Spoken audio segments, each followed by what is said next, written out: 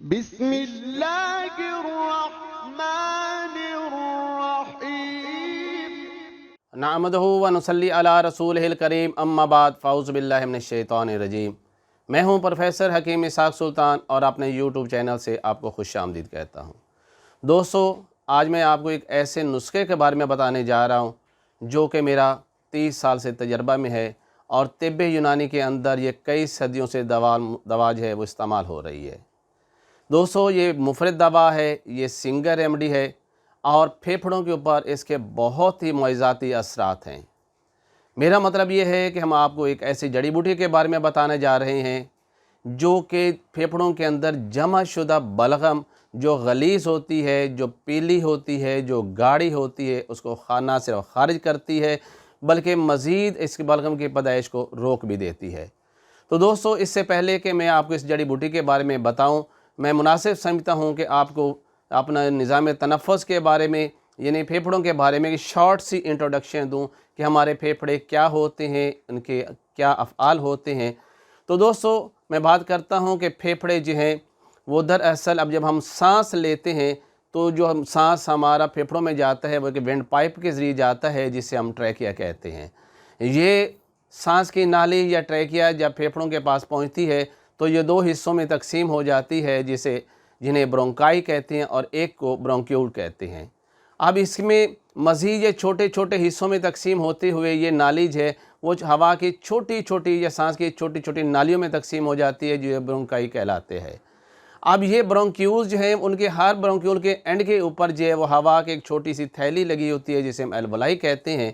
اور اسی غبارہ نما جو تھیلی ہے اس کے باہر جو ہے وہ خون کی نالیاں موجود ہوتی ہیں جن کے اندر خون موجود ہوتا ہے، اور جو سانس ہم لیتے ہیں جب یہ ان الولائز کے پاس ہوا کی تھیلیوں کے پاس پہنچتا ہے تو پھر اس میں سے آکسیجن جذب کر لی جاتی ہے اور کاربن ڈائی آکسائڈ جو ہے وہ ان ہوا کی تھالیوں کے اندر خارج کر دی جاتی ہے جسے ہم سانس کے ذریعے باہر خارج کرتے ہیں۔ یہ تو چھوٹا سا میکانزم ہے پھیپھڑوں کے میں، لیکن دوستو جب کبھی بھی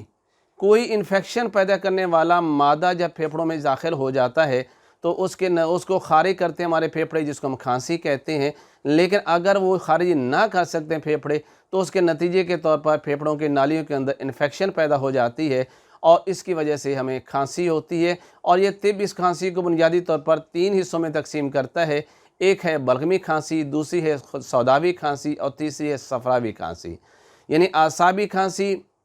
عضلاتی کھانسی اور غدی کھانسی۔ تو دوستو، یہ جو ہم کہتے ہیں کہ بلغمی کھانسی، یہ بلغمی کھانسی سے مراد یہ ہوتا ہے کہ ہمارے پھیپھڑوں کے اندر جب بھی کوئی خراش کنندہ داخل ہوتا ہے تو ہمارے پھیپھڑوں کے اندر موجود جو ہے وہ جھلی جسے ہم میوکس ممبرین کہتے ہیں وہ ایک رطوبت خارج کرتی ہے، اور وہ رطوبت جو اس لیے خارج ہوتی ہے تاکہ اس جو خراش کنندہ یا بیکٹیریا یا وائرس جو بھی داخل ہو اس کو کل کیا جا سکے اور کھانسی کے ذریعے اس کو خارج کیا جا سکے۔ لیکن سم ٹائم ایسا ہوتا ہے جب اعصابی کھانسی ہوتی ہے، جب بلغمی کھانسی ہوتی ہے یا تری کی وجہ سے پیدا ہونے والے کھانسی ہوتی ہے، یعنی دودھ، دہی، لسی اس طرح کی جب ہم چیزیں استعمال کرتے ہیں تو یہ جو کھانسی ہوتی ہے وہ اس طرح کی پیدا ہوتی ہے کہ اس میں جو رطوبت پیدا ہوتی ہے وہ بہت ہی پانی کی طرح پتلی ہوتی ہے۔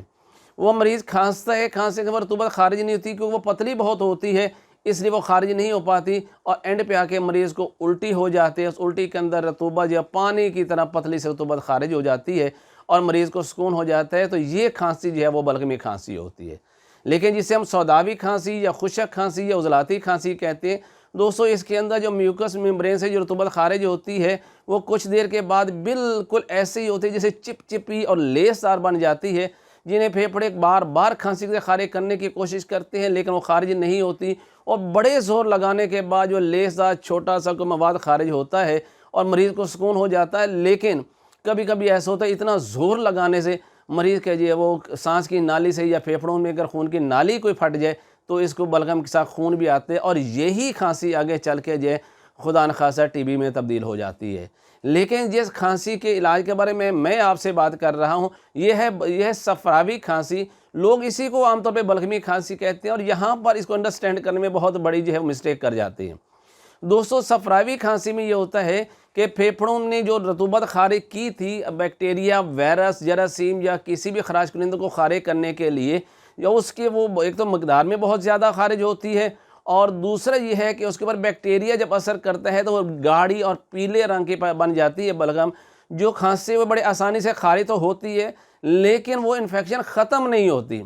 عام طور پہ دیکھیں بچے ہوں بڑے ہوں وہ کھانستے ہیں اور کھانستے ہوئے جگہ جگہ پر جو ہے اگر وہ ہے احتیاط نہ کریں تو پیلے رنگ کی گاڑھی سی بلغم خارج کرتے ہیں، پھر اس کے بعد کھانسی بھی ٹھیک ہو جاتی ہے، لیکن یہ بلغم کی پیدائش ختم نہیں ہوتی۔ یہ لوگ خاص طور جب صبح اٹھتے ہیں تو ان کی کھانسی اور زیادہ ہو جاتی ہے اور اٹھتے ہی ان کو کھانسی آتی ہے اور ڈھیر سارا بلغم سیرو بلغم جو ہے یہ لوگ خارج کرتے ہیں اور اس کی وجہ سے ان کی صحت بھی زیادہ خراب رہتی ہے اور دن بدن یہ کمزور بھی ہوتے جاتے ہیں۔ دوستو جب اتنی بلغم خارج ہوگی تو ظاہر ہے کہ جسم کے اندر خون کی کمی بھی واقع ہو جائے گی۔ جب اتنی ساری بلغم خون کی نالیوں کے اندر موجود ہوگی تو آکسیجن بھی جذب نہیں ہو پائے گی، اس لیے مریض کو سانس بھی پھولے گا جس کو دمہ کہتے ہیں۔ اور یاد رکھیے گا جو اس وقت دمہ ہے اس میں 90% دمہ اسی صفراوی کھانسی کی وجہ سے ہوتا ہے۔ اگر اس کو ہم خارج کر دیں اور اس کی مزید پیدائش نہ ہونے دیں تو دوستو پھر یہ دمہ بھی ٹھیک ہو جاتا ہے۔ اور جن لوگوں کو یہ ڈسٹ الرجی ہوتی ہے، جن کو پولن الرجی ہوتی ہے، وہ بھی صفراوی ہی سوزش ہوتی ہے، صفراوی ہی کھانسی ہوتی ہے۔ ایسے لوگوں کا علاج بھی جو میرا بتایا ہوا نسخے اگر آپ اس کے مطابق کریں گے تو انشاءاللہ آپ کو کامیابی بھی ہوگی اور اس نامراد مرض سے ہمیشہ کے لیے ٹھیک ہو جائیں گے۔ جو اکثر لوگ کہتے ہیں دمہ دم سے جاتا ہے، ایسا نہیں ہوتا دوستو، اس کا پراپر علاج نہیں کیا جاتا۔ اب دوسری طریقے علاج کے اندر اینٹی بائیوٹک دے دی جاتی ہیں وقتی طور پر پھیپھڑے کی سوزش کو ختم کرنے کے لیے، یا پھر یہ ہے اس کو ایکسپیکٹورنٹ ایسی ادویات دی جاتی ہیں جو اس کو خارج کرنے کے لیے ہوتی ہیں، لیکن اصل وجہ کو ختم نہیں کیا جاتا۔ تو دوستو یہ جو جڑی بوٹی ہے بڑے آسانی سے ملتی ہے، یہ سنگل ریمڈی ہے جو کتنی زیادہ مہنگی بھی نہیں ہے۔ اس کو گھر میں آپ نے لانا ہے، اسے گرائنڈر میں فائن پاؤڈر کر لیجئے گا۔ اس جڑی بوٹی جو میں آپ کے سامنے دکھا رہا ہوں اس کو ہماری طبی زبان میں مگاں کہتے ہیں، اسے پپلا مول بھی کہتے ہیں، اسے پپلی کلام بھی کہتے ہیں، اسے فرفل دراز بھی کہتے ہیں۔ اس کی شکل دوستو بالکل ایسے جیسے خشک شہتوت ہوتا ہے بالکل اس کی طرح ہوتی ہے، اور یہ بلغمی یہ صفراوی کھانسی کے لیے اللہ تعالیٰ نے اس کے اندر بہت ہی کمال کی صفت رکھی ہے۔ اگر آپ اس کو فائن پاؤڈر کر لیں اور اس کے اندر جو ہے وہ 3 حصہ اس کے مطابق شہد ملا دیں اور چائے والی 1 چمچ بڑے جو بزرگ ہیں وہ صبح دوپہر شام اور رات کو 4 دفعہ اگر کھانا کھانے سے آدھا گھنٹہ پہلے پانی کے ساتھ لے لیں اور تمام وہ غذائیں اور دوائیں جسے ہم گرم خشک کہتے ہیں وہ غذائیں بالکل بند کر دیں تو دوستو یہ چند دنوں کے اندر یہ سیرو بلغم جو ہے جو آپ ہے وہ بالکل آنا بند ہو جائے گی۔ اور یہ دوا حقیقت میں آپ کے پھیپھڑوں کی ایک ایک رگ اور ایک ایک نالی میں جو بلغم جمی ہوئی ہے، جو گاڑھی ہو چکی ہے، جو پیلے رنگ کی ہے، میں اسی کی بات کر رہا ہوں، پہلے یہ اس بلغم کو پتلا کرے گی اور آپ یہ دیکھیں گے کہ پہلے سے آپ کو بلغم زیادہ آ رہی ہے۔ یہاں گھبرانے کی ضرورت نہیں، یہ پوائنٹ میں آپ کو کلیئر کر دوں۔ اکثر دوست مجھے یہ کہتے ہیں، میرے مریض یہ کہتے ہیں جی آپ کی دوا جو آپ نے دی ہے پہلے تو بلغم تھوڑی نکل رہی تھی، اب بلغم بہت زیادہ مقدار میں نکل رہی ہے۔ میں کہتا ہوں جی ٹھیک ہے، مجھے یہ بتائیں کیا بلغم آرام سے نکل رہی ہے؟ کہتے ہیں ہاں جی وہ بڑے آرام سے نکل رہی ہے۔ میں نے کہا پہلے پیلے اور گاڑھے رنگ کی ہوتی تھی، اب یہ سفید اور بالکل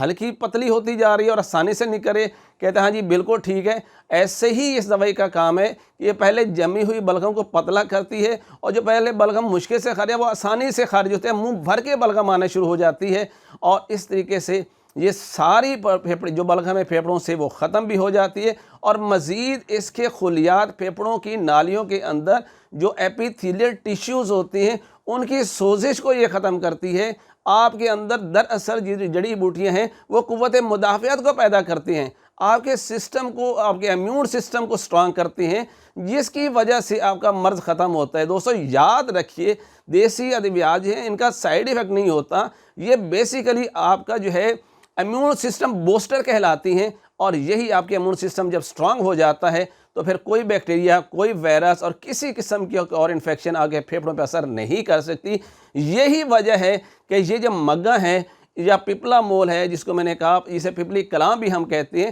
اس کا استعمال کیا جائے۔ بہت پرانی تکلیف ہے، 2 سے 3 مہینے ریگولر استعمال کریں، اس کا کوئی سائیڈ ایفیکٹ نہیں ہوگا اور انشاءاللہ آپ کا یہ سیروں بلغم جو آپ کو کئی سالوں سے آپ کے پھیپھڑوں سے خارج ہو رہی تھی یہ اور وہ اس کی پیدائش ختم نہیں ہو رہی تھی، جو جگہ جگہ آپ کو تھوک پھینکتے ہوئے کراہت ہوتی تھی، آپ کسی محفل میں نہیں بیٹھ سکتے تھے اور سم ٹائم تو آپ کے سانس کے اندر تنگی آنا شروع ہو جاتی تھی، تو الحمدللہ اس دوائی کے ساتھ آپ کا یہ چیسٹ انفیکشن جو ہے وہ 100% پہ ٹھیک ہو جائے گا۔ لیکن دوستو پھر کہوں یاد رکھنا یہ اس بلغم کے لیے ہمیشہ کارآمد ہے جس میں آپ کے پھیپھڑوں سے پیلے رنگ کی گاڑی سی بلغم خارج ہو رہی ہے۔ میں نے اس کے تھمبنیل کے اندر بھی یہی بتایا ہے، یہ دوا آپ کے پھیپھڑوں کی ایک ایک نالی سے بلغم بھی خارج کرے گی، آپ کے پھیپھڑوں کی ایک ایک رگ سے بلغم کی نہ صرف پیدائش ختم ہوگی، جو وہاں پہ بلغم رکی ہے اس کو خارج بھی کر دے گی۔ اور آپ دیکھیں گے کتنی ہائی پوٹینسی اینٹی بایوٹک، آپ انہیلر یوز کر رہے تھے، آپ بلغم خارج کرنے والے سیرپ استعمال کر رہے تھے، ان سب سے جان چھوٹ گئی ہے۔ اور سب سے بڑا اس کا کمال یہ ہے کہ اس کا کوئی سائیڈ ایفیکٹ نہیں ہوتا، یہ بہت ہی قدرتی طور پہ پیدا کی ہوئی جڑی بوٹی ہے، یہ پنساری سے سستی ملتی ہے، آپ نے صرف جا کے کہنا ہے کہ وہ مگاں دے دیں۔ شناخت میں نے آپ کو کروا دی ہے، مزید میں آپ کو سکرین پہ اس کی پک بھی بھیج دیتا ہوں، آپ اس کو بھی دیکھ لیجئے گا۔ اسے فائن پاؤڈر کریں، یعنی کپڑ چھان کریں، جتنا اس کا پاؤڈر فائن ہوگا یہ اتنی ہی زیادہ اثر انداز ہوگی، اتنی ہی زیادہ افیکٹو ہوگی۔ اور میں امید کرتا ہوں کہ آپ میری اس بتائی ہوئی ریمیڈی کو استعمال کریں گے اور مجھے دعائیں دیں گے۔ پروفیسر حکیم اسحاق سلطان فرام لاہور، پاکستان۔